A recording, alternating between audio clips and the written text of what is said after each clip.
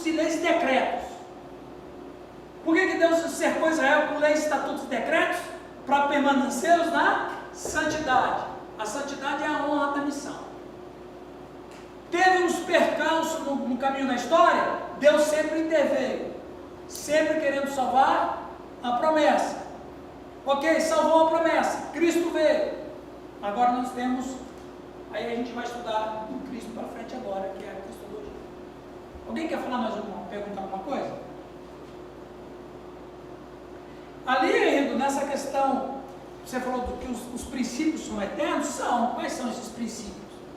É o princípio da ética, da santidade, do amor ao próximo, da fidelidade. O decálogo, né? Os 10 mandamentos. Tudo isso aí são princípios eternos.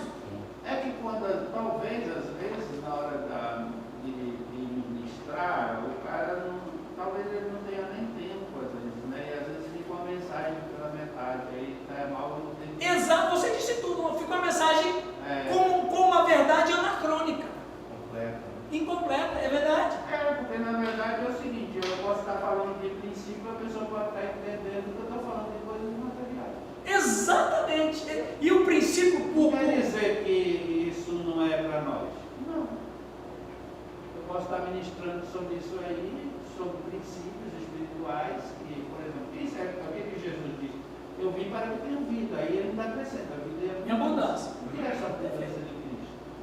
Gozo, alegria, paz do Espírito Santo, são os princípios.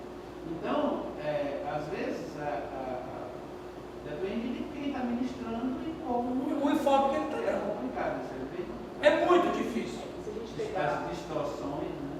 São as distorções. Tem princípios do Antigo Testamento que se perpetuam, ou seja, se repetem no Novo Testamento. Sim. E aí eles se tornam eternos e imutáveis. Mas quando eu falo de decreto, por exemplo, eu queria entender. Quer ver um decreto? Sim. Eu quero que você coloque a sua posição. Deus chama Salomão e Deus diz, olha, constrói o templo, tal. Toda oração feita neste lugar eu ouvirei do céu, eu o abençoarei. Isso é um decreto de Deus. Sim. Deus mente? Não. Então você falou esse bem. decreto, ele não, Deus não anula os seus decretos. Esse decreto é um decreto dado ali, Na aliança com Abraão. não somente a Salomão, mas um decreto ele fala do lugar, ele não está falando, ele fala da geografia também. Sim. Que é Jerusalém. O que serve? E aí, o que você me diz? Esse decreto foi anulado? Foi. Aliás, ele foi aperfeiçoado. Tudo bem. Ele foi aperfeiçoado. Eu não entendi, é só um questionamento meu. Não, e eu gosto dos seus questionamentos porque são inteligentes e honestas. Agora, tem gente que escuta que não é de Deus. Quando Deus se passa lá. Ó, qual era a... Você sabia que o templo tinha outras funções além do espiritual? Qual era a função do templo? Que você sabe? Sustentar os sacerdotes e outras coisas mais, né? Vamos lá, vamos falar. Sacrifício. Para fazer o sacrifício sustentava o quê? Perdão dos pecados. Perdão dos pecados, santidade e tal. O que mais? Louvor e adoração. Louvor e adoração. Oração. Lugar de encontro com Deus. Isso tudo é verdade. Mas o templo exercia uma função psicológica. Sim. Qual? Unir o povo a Deus.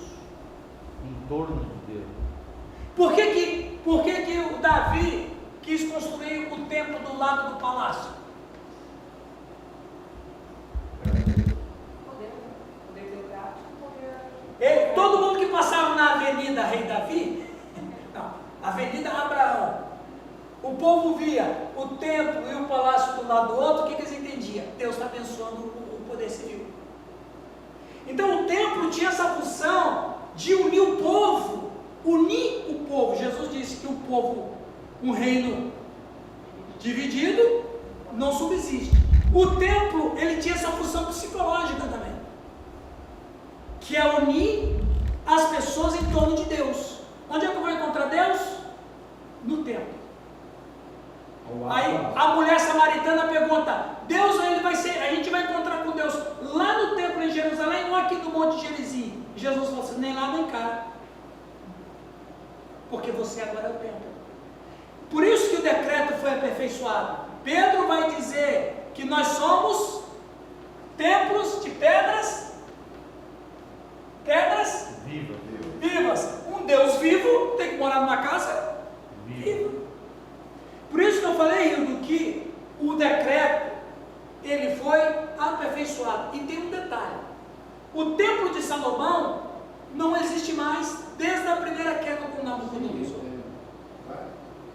Quando Deus falou esse templo, era o de Salomão, não foi o de Esdras. E nem tampouco o de Herodes, porque o templo que Herodes fez, que foi muito mais charmoso e glamouroso do que o de Salomão, foi uma réplica do templo de Cesarão de Roma. Ou seja, ele fez um templo para César. O que o povo fica lá adorando lá no Muro da Lamentação é uma parede de um templo que os Herodes construíram para adorar o César. Além de ser uma idolatria, um agrado político. Pelo amor de Deus. Entende? Mas eles não veem só como o Muro das Lamentações. Neste lugar, eles entendem também que a geografia de Jerusalém, lugar, Jerusalém, a geografia, existe um decreto de Deus que toda oração feita ali, Deus ouve. Não, mas aí que é, Hildo. Aí o que Efésios vai dizer? Que todas as coisas do Antigo Testamento, tempo, você imaginar, converge para Cristo. Então já não é mais um lugar, é uma pessoa. Se fosse assim, a descida de uma seria o melhor lugar para Jerusalém.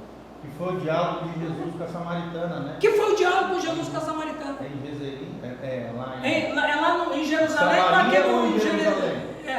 Então veja, quando Paulo diz que todas as coisas, que ele está fazendo referência ao Antigo Testamento, aí todas as coisas, é sacrifício, é oração, é perdão, é tempo, é cântico, é sábado, é lei, é costume, é tradição, é monarquia. Todas as coisas contribuíram para chegar no Cristo.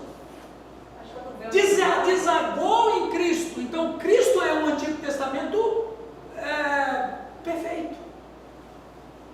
Então tudo que se fazia no Antigo Testamento, você pega todo o Antigo Testamento, é como um rio que está desembocando no mar. Jesus é o mar.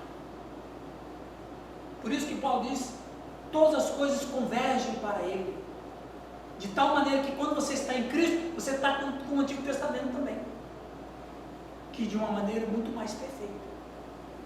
Ok, meu irmão? Aí eu dei minha resposta, aí você